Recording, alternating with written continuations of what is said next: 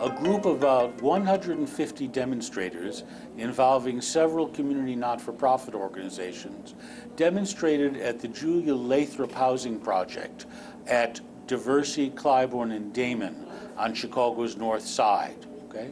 For those of you who were unable to see our coverage on CAN TV, the demonstrators were there to protest a plan by the Chicago Housing Authority, known as the CHA, to redevelop the entire site, which was originally constructed in 1937-38 as one of the first public housing projects built under FDR's New Deal program for subsidized housing. For over 65 years, the Julia Lathrop Homes, consisting of 925 units, spread rather spaciously on 31 acres of land, functioned reasonably well as subsidized housing. The buildings, which were originally quite well designed by a prestige group of architects, sat in a landscaped series of lawns and bushes designed by the legendary landscape architect of Chicago, Jens Jensen. Okay? Now, however, the CHA is proposing to tear down about a dozen of the buildings, to do gut rehab on the remaining 19 or 20, and to redevelop the site so that it will be a total of 1,110 units, of which 36% will be reserved for current Lathrop residents, about 20% reserved for low-income working families who are not current residents, and the remainder will be market-rate housing, okay? 36% of 1,110 is about 400 units. So roughly 525 units of subsidized housing will be taken out of the Lathrop homes. This is the cause of great anger and even outrage amongst the residents there. You might well ask, why in the world is this going on that's causing such anger amongst the residents if the project functioned reasonably well for decades? The answer lies in a nationally set policy set out by the federal government, by the Department of Housing and Urban Development, to deconcentrate housing for the poor. Okay? This stems from the fact that when the vast majority of public housing was built from the late 30s on through the 60s, built as largely high-rise, high-density housing, it was built in neighborhoods that were already overwhelmingly poor, and in its first 10 or 12 years, it was racially segregated as well. Even after the de jure racial segregation ended, construction still continued largely in low-income communities. In recent years, HUD has been determined that this hyper-concentration of the poor be countered by spreading subsidized housing. Now, as a result, we have HUD-financed redevelopments in a number of places across the countries that are mixed income. Some of you might be familiar with the fact that the great majority of the former Cabrini Green housing project was torn down, and several mixed income redevelopments have gone up there, okay? However, in the case of the Lathrop homes, there is a very special wrinkle added to the problem. Whereas the area around the Lathrop homes in the late 1930s, and for many years, was mostly working class people adjacent to an industrial belt near the Chicago River. In recent years, and especially the last decade and a half, that area just west of the Lincoln Park neighborhood has gentrified, and gentrified rather rapidly. Now the Lathrop homes are surrounded by largely affluent housing. So the cry of the residents is, why in the world eliminate 525 units of subsidized housing to build partially market rate housing in an area that is already so heavily gentrified? Their question is a reasonable one, and It stems from the fact that the HUD policy to deconcentrate the poor was written in very broad brushstrokes, written because in the majority of public housing around the country, public housing had indeed been built in areas that were dense concentrations of the poor. So the policy at the national level made a lot of sense. However, at the local level, it doesn't always work out that way. So what we have in the case of the proposed redevelopment of the Julia Lathrop projects is the collision of a broad brush national policy with a local setting that is at variation with that national policy and raises some serious questions about the way national housing policy is formulated. There are no easy answers here, but there clearly are some important questions. I'm Joel Margolis for Adapt Productions of Chicago. Thank you for joining us. I'm standing in front of the Julia Lathrop Homes, the longtime public housing project at the intersection of Diversey, Clybourne, and Damon Avenue. Behind me is a group of people engaged in an active and very vocal demonstration. Originally built in 1938, but during the first generation of public housing under the New Deal of FDR, the Julia Lathrop Homes functioned as low-income housing, exclusively low-income housing, 925 units, for more than 60 years. Now, only 145 units of the original 925 are occupied, and the CHA is planning to do a redevelopment involving the teardown of at least a dozen of these buildings and the gut rehabs of others. However, the plans for a mixed income development have not pleased the residents, and behind me you hear the sounds of that displeasure. We're going to be speaking to some of them to learn more about what's making them so angry about this particular plan proposed by the CHA. Pastor Booth. Thank you so much for coming out today in support of Lathrop Homes. Gracias por venir esta tarde a apoyar los residentes de Lathrop Homes. The mayor didn't listen. No escuchó el alcalde. The mayor ignored us. Nos ignoró.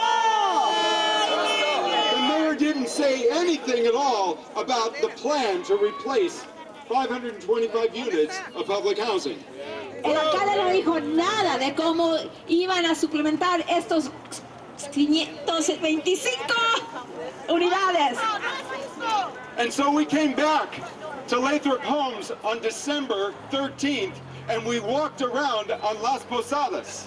Y regresamos entonces el 13 de diciembre con las posadas y anduvimos aquí por Lathrop Homes. And we searched for housing around Lathrop Homes, but there was no room at Rahm Emanuel's Inn. Y buscamos por todo el lugar a ver si había un lugar donde nos podían dar posada, gracias, posada.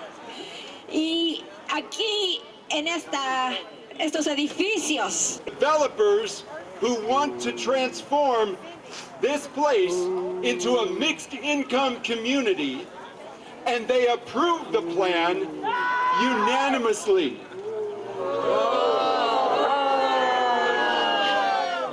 Este lunes pasó por una comisión de la ciudad donde aprobaron un plan donde estos edificios van a ser lo que le dicen mixed income, ingresos mixteados. Que sabemos que eso realmente es hacer más lugar para los ricos. Y para los pobres nada, como dice mi hermana. We're back here at Lathrop Homes to say, Mayor Emanuel, this is unjust. We cannot be silent as you pass all of these applications, as you speed the way, as you pave the way, so that we can you're taking away housing for the poor, housing for low-income families, and you're giving it away to people who can afford to live anywhere in the city. Yes. And what we say is, that ain't right. What we say is, that's a land grab. It's a land grab. That's a land grab. That's a land grab.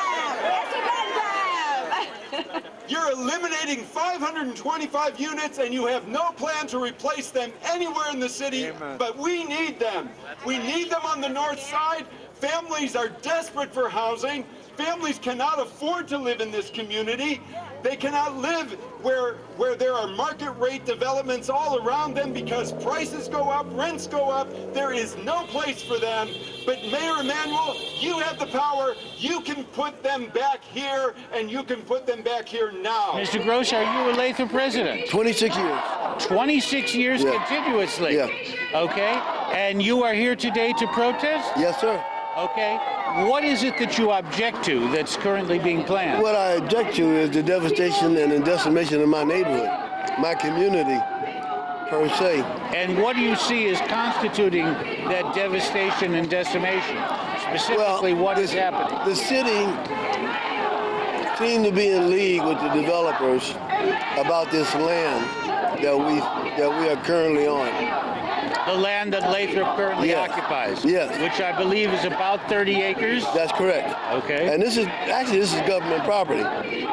So it does not generate any taxes. All right?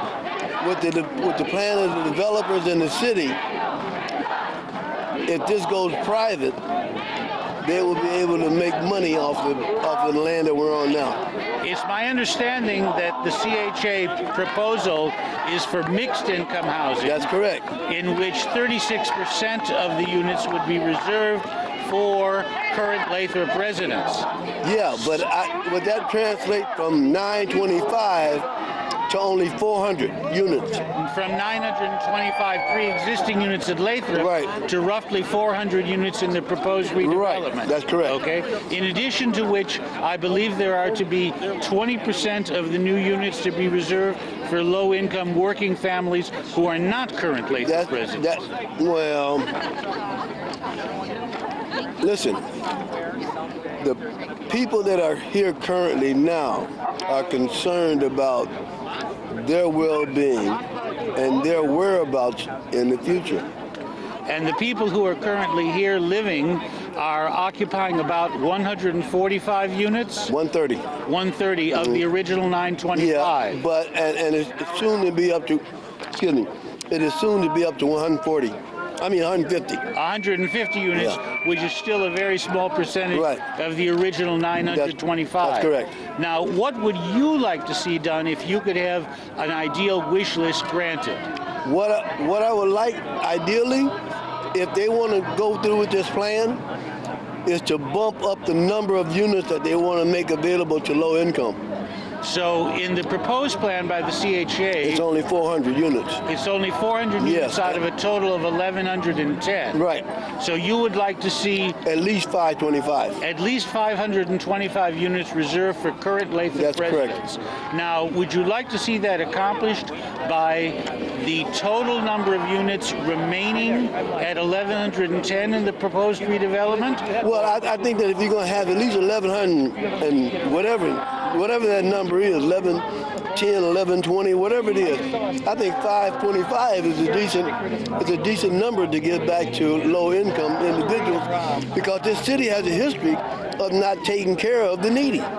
Now, what would you say if the CHA came back to you and other Lathrop residents and said, all right, tell you what we're going to do.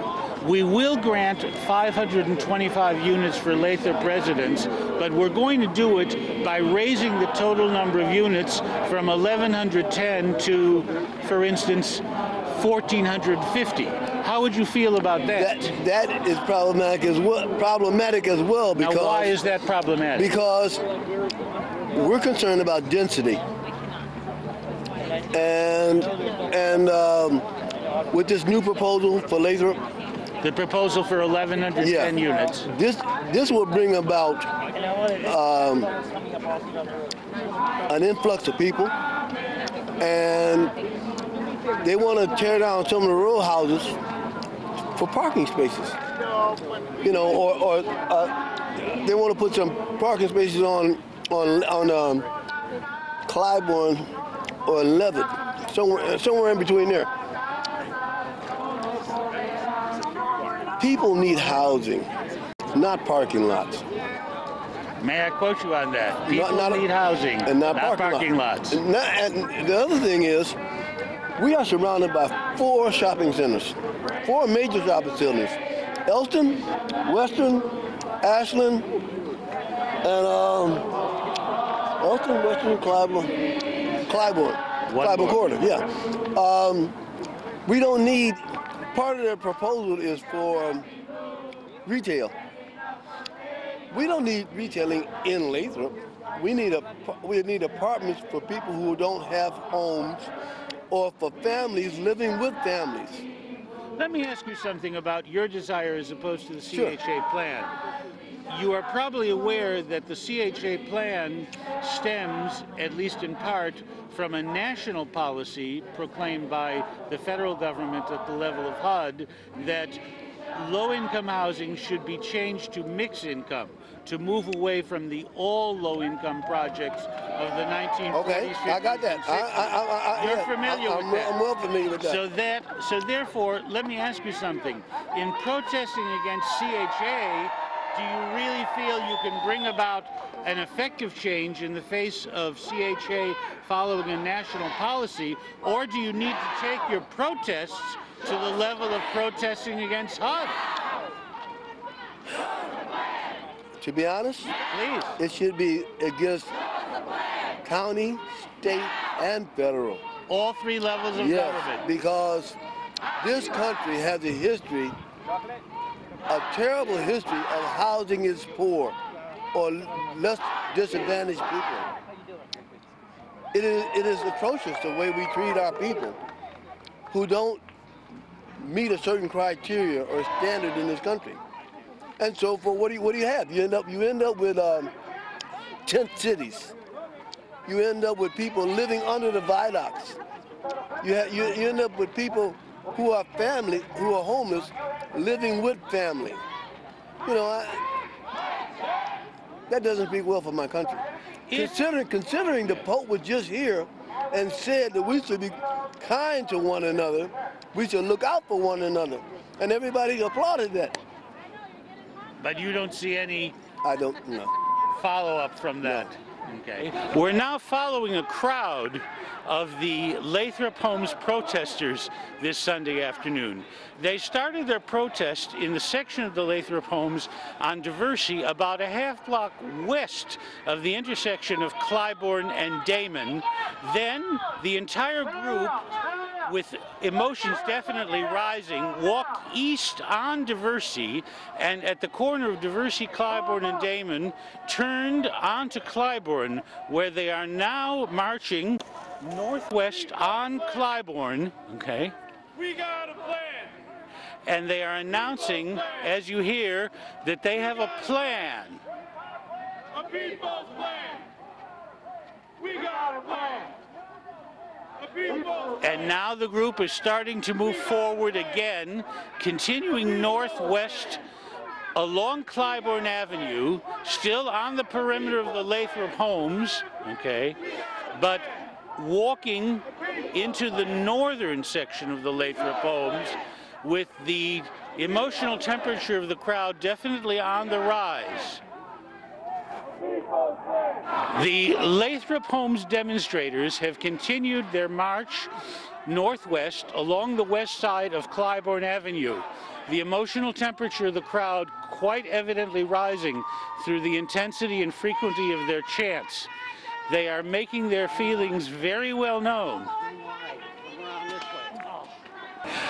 The crowd, insistent that more of the proposed redevelopment be devoted to low-income people, have now turned west, marching onto the grounds of the Lathrop Homes per se. They are now approaching one of the buildings of the Lathrop Homes. The crowd's still running at about 200 strong, making its feelings very clearly known.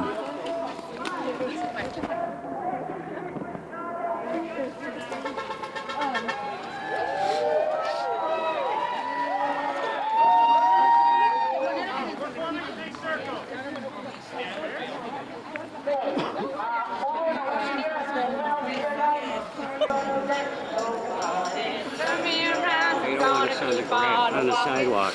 Oh, This is stuff. They don't want us on the sidewalk. They don't want us on the sidewalk. the crowd is now gathered on the lawn adjacent to the building where the door has been opened. And as you hear, they are continuing their singing and chanting. Still 200 strong, they're now gathering more closely.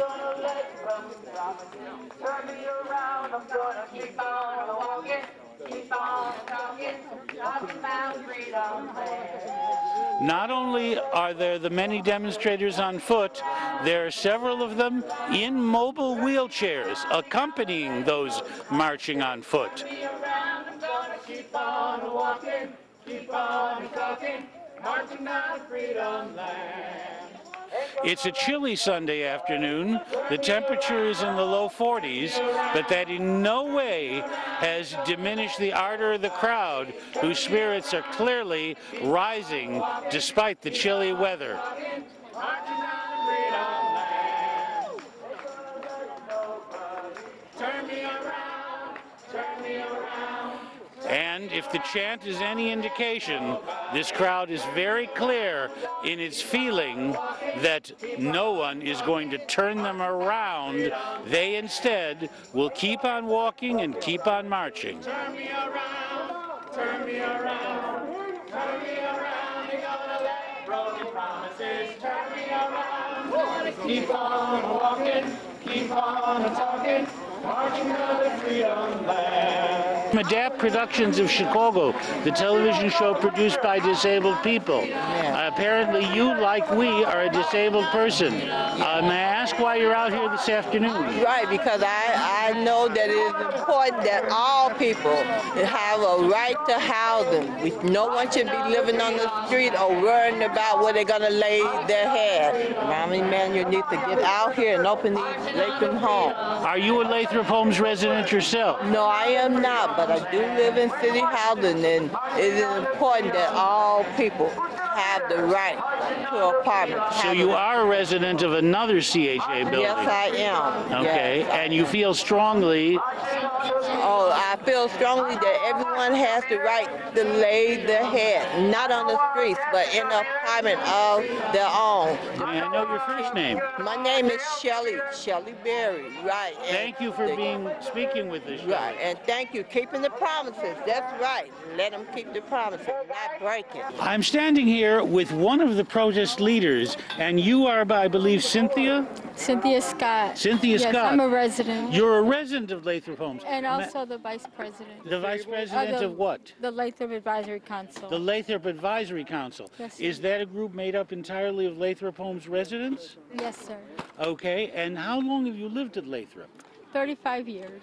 35 years, okay? And you are out here today, and your opinion is? My opinion of what's happening to Lathrop sucks. And it should be replaced by what? Low-income housing. Exclusively low-income housing? I can do affordable, but I can't do market rate. So you feel there should be no market rate housing in the redevelopment? Correct. I think they should stand as they are. Maybe some of the buildings may need a new upgrade. Well, all the apartments need new upgrades. But What do you you can do that without tearing them down. So you would see upgrade on the interiors without tearing down any of the buildings? Yes, sir. Specifically, what an upgrade is needed? Well, new walls, new plumbing, new electrical work. Are new kitchens needed also? I'd say yes. Cynthia is not only a resident of Lathrop Homes, she is also a disabled person like those of us at Adapt Productions. May I ask, what is your particular disability? I have diabetes with neuropathy, congestive heart failure, and liver and kidney problems. And if the proposed redevelopment goes through, will you be one of those forced to move? I hope not. And you hope to stay here at Lathrop Homes? Yes, sir. I like my neighborhood. Thank you. We have a wonderful crowd of people. And I'm glad to see all of your smiling faces. One thing I would like to say, Emmanuel, if you don't give us what we want, you can come stay here like Jane Bird. How about that one? You can come stay with us. We'll put you right here in one of them old apartments up there. We'll put you on the 4th floor where you can stay, where everything falls down, where mildew, and you let it rot. Now, I'm through. It's another day in paradise. Sandra, use the microphone. Oh, I'm so sorry. It's another day in paradise.